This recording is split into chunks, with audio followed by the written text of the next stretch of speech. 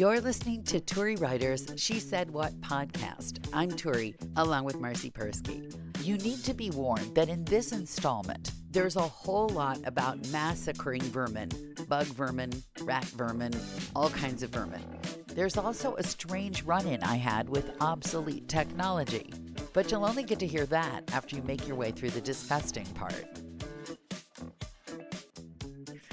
Do you remember not too long ago, I fell off my deck onto the side of a metal trough? Yes.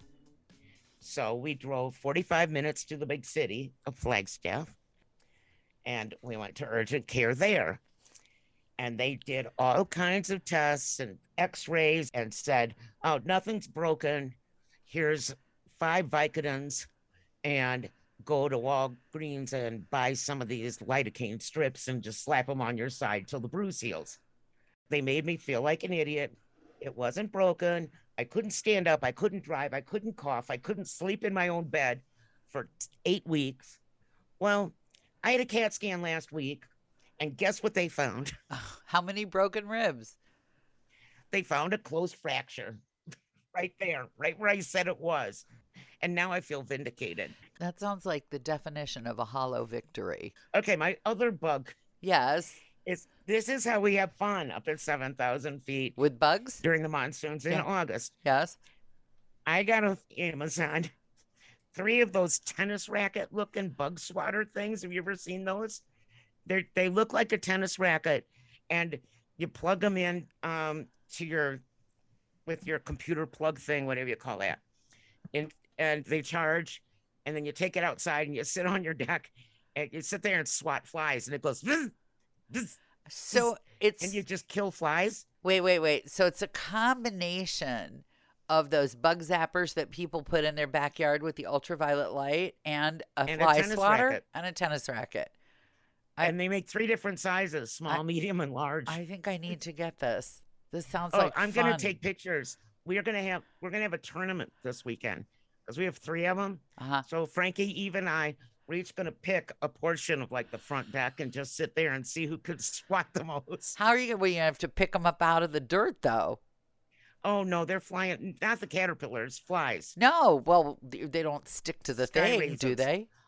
They evaporate. Right, so how are you going to know who had the most? You could just lie. By the noise. Well, just lie to each other. Yeah, just lie to each other. Just the way you usually do. Last night was a practice run, and I felt like a murderer. It really made me sad. I told Frankie, really? Said, as much as I hate these flies everywhere, and as bad as my aim is, because he was really good, of course. But yeah, every time one went, I kind of felt bad. Well, we're having another vermin problem here, and I would not feel bad.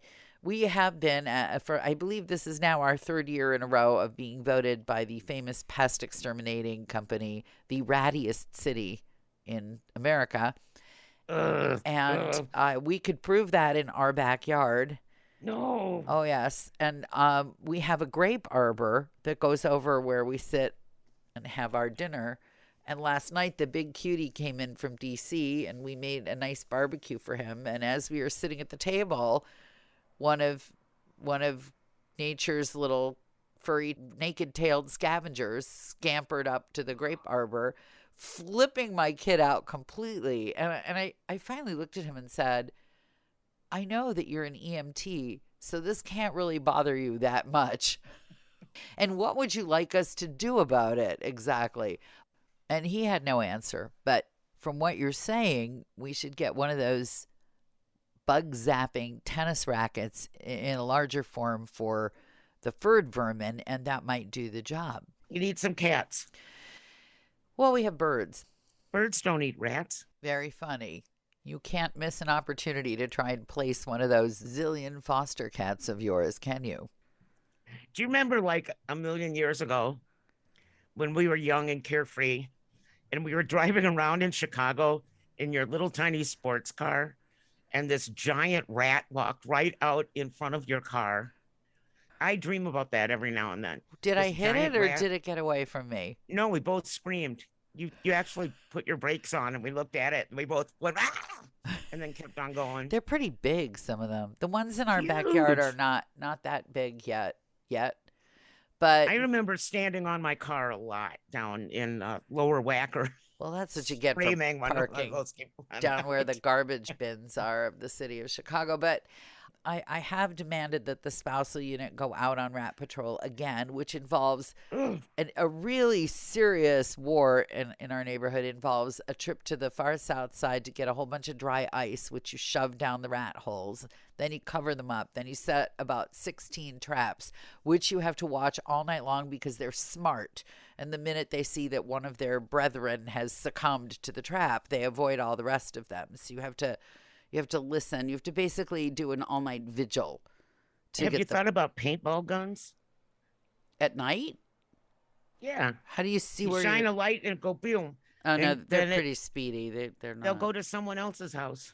No, all All the different houses. colors. So this would be like a neighborhood competition to see how many of our rats we could paint bright pink, and the neighbor would see how many of her rats she could paint fluorescent yellow. Is that the idea? There you go. I suppose it's an idea. I don't know if it's a solution. This is the topic of conversation. The block club party is coming up, and 90% of the conversation at this point, well, no. Okay, 50% is what we think about our alderman who's retiring, and the other 50% is the rat problem.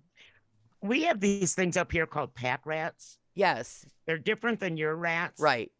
But the reason the lounge cats even came to be in Frankie's workshop is that the pack rats were stealing his tools and he couldn't find them. And they would be hidden like in corners of this 2,000 square foot giant workshop that we now call the cat lounge. And he's kept all his tools ever since those 4 kitties moved in there. Yeah, but I mean, I you think don't they'd have smell them. wild birds in there. We have No, there's no birds hummingbirds, in there. cardinals. We don't want anything to happen to them. Yeah. Rats versus birds. I will take the birds over the rats any day. Dead birds over dead rats. Huh. Live rats. Yeah, Dead birds, live rats. I love No, the rats are the rats are my number one enemy. I would like to get really good with a BB gun. That's what I would like. You could poke someone's eye out with that, you know. Well, I'm not going to shoot a BB gun where there's somebody standing opposite it. If it backfires, you could shoot your own eye out. I don't know that a BB gun can backfire. I don't What's to know. fire?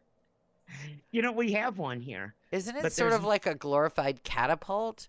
Well, Frankie gave it to Eve to scare away coyotes, And but he didn't give her any BBs.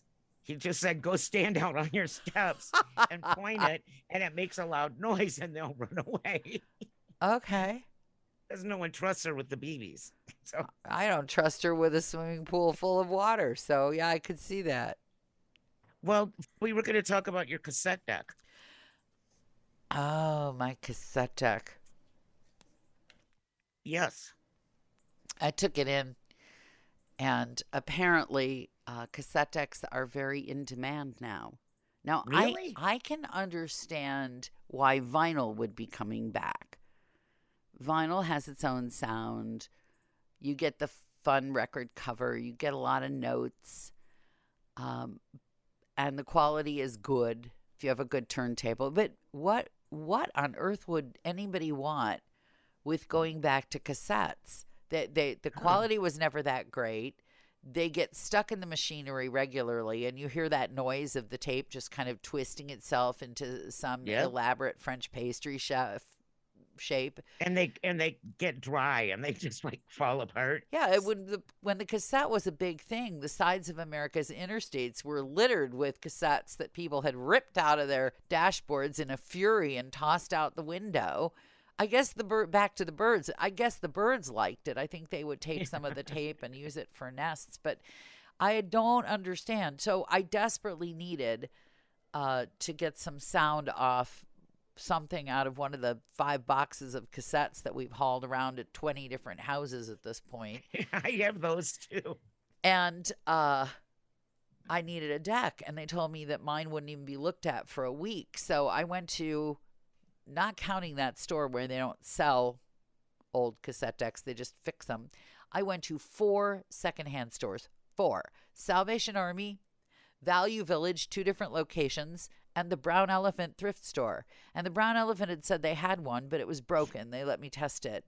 And apparently there's a huge market for these used cassette decks, even though mine, which is a fancy one, they're all relative to anything you can do on Spotify or YouTube, pieces of crap. They're just, I don't know. I don't understand it. If you want to make your own mix, you can do that in your computer. So I think people have gone nuts. It would be like, yeah, I've decided to rip out my stove and just build a campfire here in the middle of my kitchen and cook all my dinner that way. I don't understand it. But now I'm going to have to rip open boxes and find my collection of 10 million of those little cassette players that we used to use doing interviews. Yeah. With the picky people that demanded that you record them instead of just take notes. But yeah, I have a whole bunch of those somewhere. I also have a whole bunch of cassette decks. So decks or tapes? Cassette tapes. Tapes. I had to explain to the big cutie what a cassette was, what a cassette deck was. It was like, oh yeah, I have a player for that in my car, my old car. I could play it. It's like a tiny VHS player. You don't know what that is either. So we'll have to We've had a lot of people at my thrift store buying VHS tapes all of a sudden. Really? Yeah. That's been another thing. We sell them for $0.25 because no one used to want them. Think I'll raise them to 50 cents now. You probably should, because you know what? I think that I have a prediction.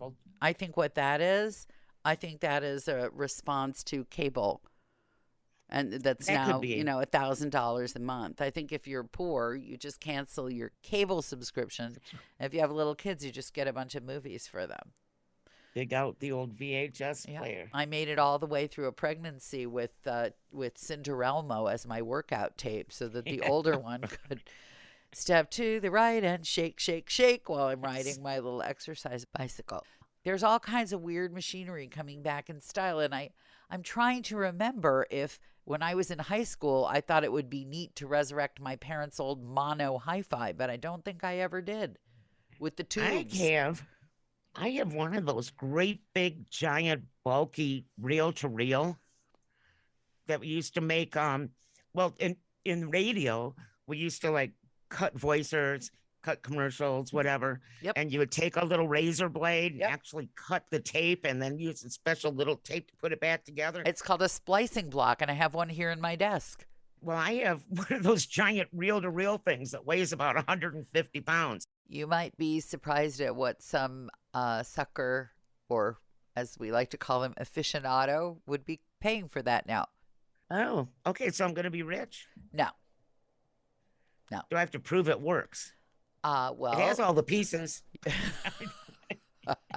That doesn't sound good. Has all the pieces. Usually when a piece of electronic equipment works, it's not described as pieces. It has all the pieces. Yeah. That's never a good sign. If you've made it this far, chances are you've been enjoying Turi Ryder's She Said What podcast, in which case you might also like my book, She Said What, A Life on the Air. You can find that at your neighborhood independent bookstore or on Amazon. Marci and I really appreciate your good reviews wherever you care to leave them. Your kind words help the podcast grow. Thanks.